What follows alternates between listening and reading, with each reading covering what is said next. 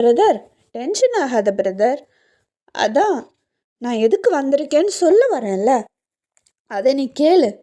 இங்கே பாரு பிரதர், நீ உடனடியாக கிராமத்துக்கு ஓடி போயிடு. அண்ணி எதுக்காக கிராமத்துக்கு அனுப்பியிருக்காங்கன்னு உனக்கு தெரியுமா? அந்த ருத்ராவை கல்யாணம் பண்ணி வைக்கிறதுக்கு தான்.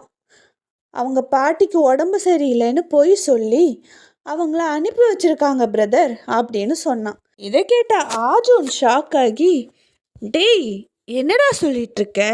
நாங்கள் காலையில் பேசினப்போ பாட்டிக்கு உடம்பு சரியில்லைன்னு தானே சொல்லலாம்.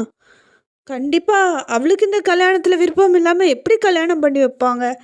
அதெல்லாம் பண்ண மாட்டாங்க. நீ வேறு ஏதாவது தப்பாக புரிஞ்சுக்கிட்டு என்கிட்ட வந்து சொல்கிறேன்னு நினைக்கிறேன் அப்படின்னு சொன்னான். பிரதர், அண்ணி உங்களை ரொம்ப லவ் பண்ணுறாங்க. ஆனால் அவங்க அப்பா நீங்கள் நினைக்கிற அளவுக்கு நல்லவரெல்லாம் கிடையாது. கௌரி அண்ணியை வேணும்னே போய் சொல்லி அனுப்பி வச்சுருக்காங்க. சொல்லப்போனால்